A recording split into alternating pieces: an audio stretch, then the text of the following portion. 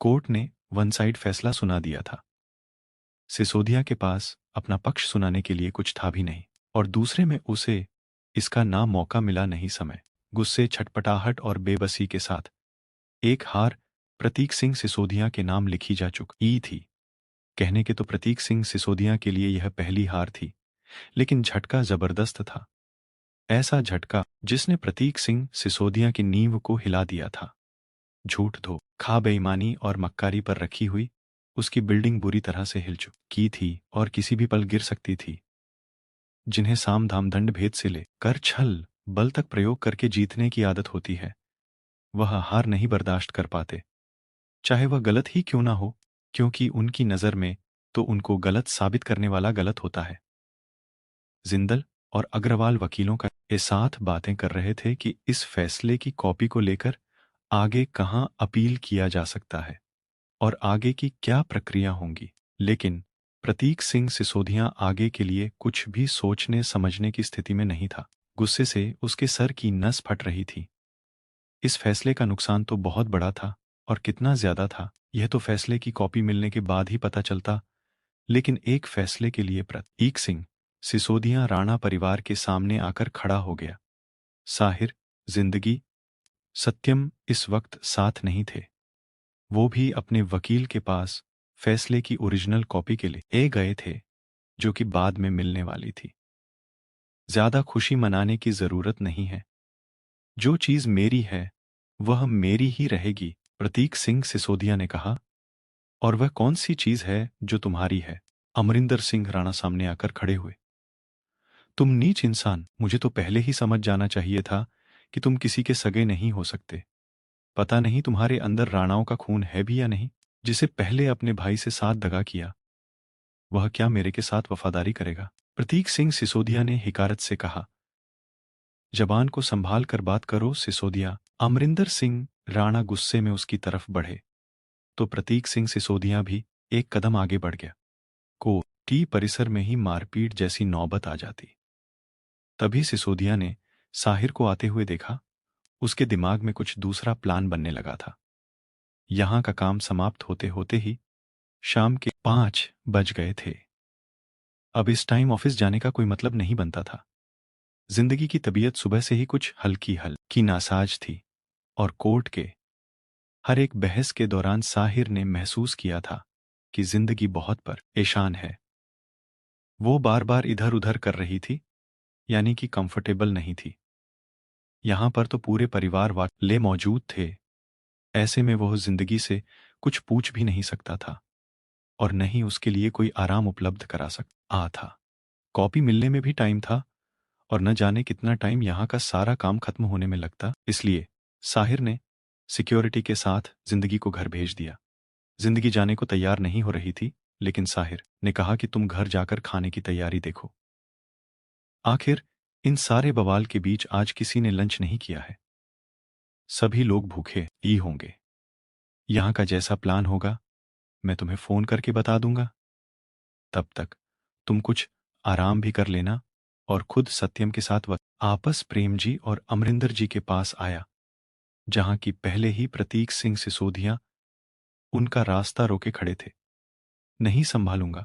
क्या कर लोगे? अभी तो तुम्हारे ऐसे ऐसे राज इस सीन के अंदर दफन है कि जो अगर मैंने मुंह खोल दिया तो ज्वालामुखी जैसे इस तरह बाहर आएंगे कि तुम्हारा सारा वजूद जल जाएगा।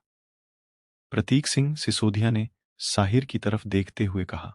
राज की बात जब प्रतीक सिंह सिसोदिया ने कही तो भले कोई समझ हो या ना समझा हो, लेकिन साहिर समझ गया था कि अब यह शमशेर सिंह राणा हत्याकांड के बारे में बोलेगा।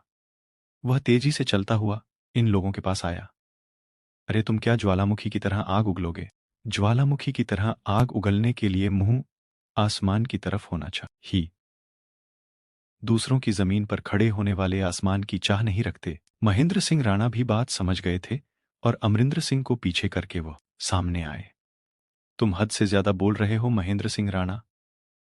मैं तो अपनी हद में ही हूं, पर तुमने अपनी हद को भूलकर काम किया था, जिसका नतीजा आज सामने है।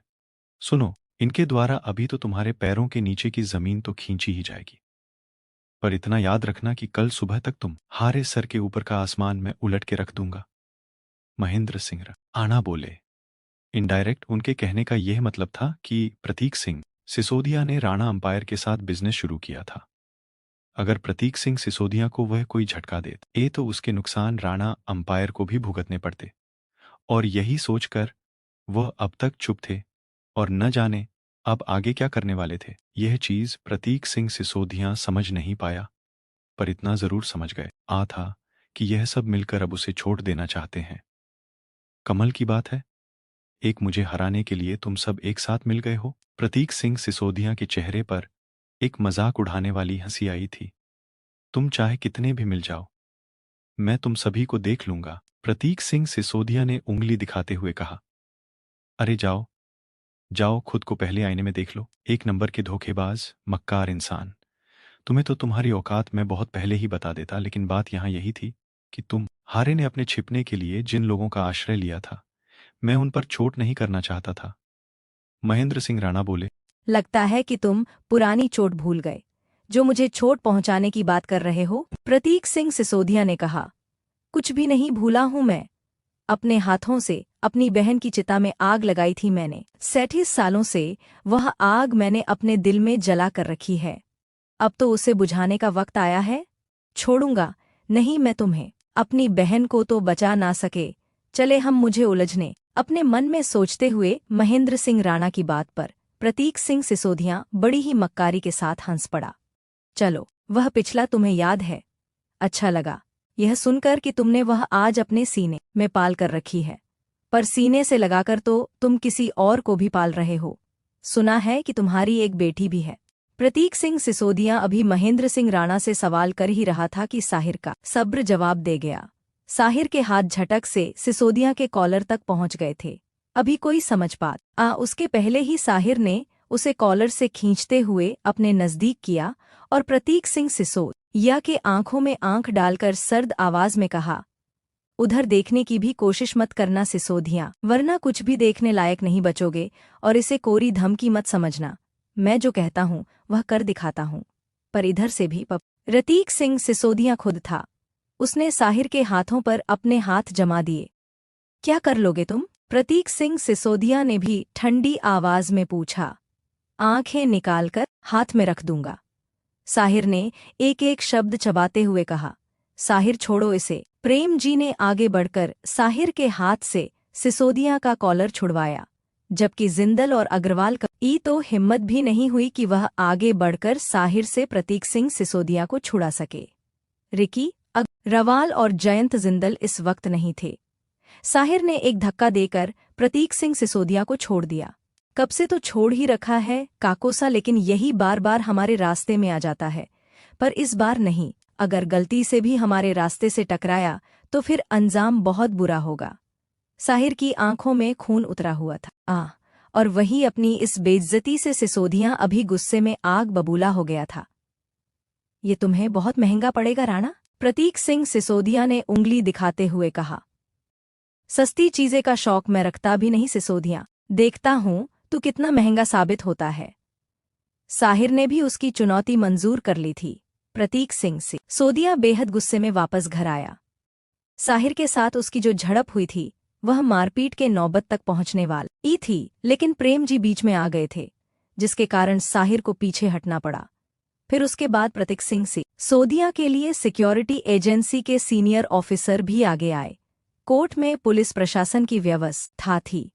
सब लोगों के सामने आने के कारण प्रतीक सिंह सिसोदिया को मजबूरन अपनी गाड़ी में बैठना पड़ा। गुस्से में तिल मिलाकर रह जाना और कुछ नहीं कर पाने की जो हताशा होती है वह इंसान को चैन से रहने नहीं देती है। वही हाल इस समय प्रतीक सिंह सिसोदिया का हुआ था। इस समय यही मन हो रहा था कि सब कुछ तहस नहस करके आग लगा दे, लेकिन अफसोस आग लगाने के लिए उसके पास बचा ही किया था। अब राणा परिवार की जिंदगी में आग लगाना चाह रहा था। कहाँ हो तुम? गाड़ी में बैठते ही प्रतीक सिंह सिसोदिया ने अपने छोटे भाई प्रदीप सिंह सिसोदिया को फोन लगाया। भाई साहब, मैं प्रतापगढ़ में ही हूँ, प्रदीप सिंह सिसोदिया धीरे से बोले। सुबह ही उनकी बात अपने बड़े भाई से हुई था। तो उन्होंने उन्हें प्रतापगढ़ ही रहने का आदेश दिया था और अभी पूछ रहे थे कि कहाँ हो। हालांकि उसे जिंदल से पहले ही खबर मिल चुकी थी। वह कोर्ट में केस हार चुके हैं, जो इसके कारण वह जान रहा था कि समय प्रतीक सिंह सिसोदिया का गुस्सा आसमान पर होगा, इसलिए वह काफी संभाल कर बोल रहा था। और जागृति कहाँ है? प्रतीक सिंह ने पूछा। वह तो दिल्ली ही है, आपके पास। प्रदीप सिंह कुछ उलझते हुए बोले।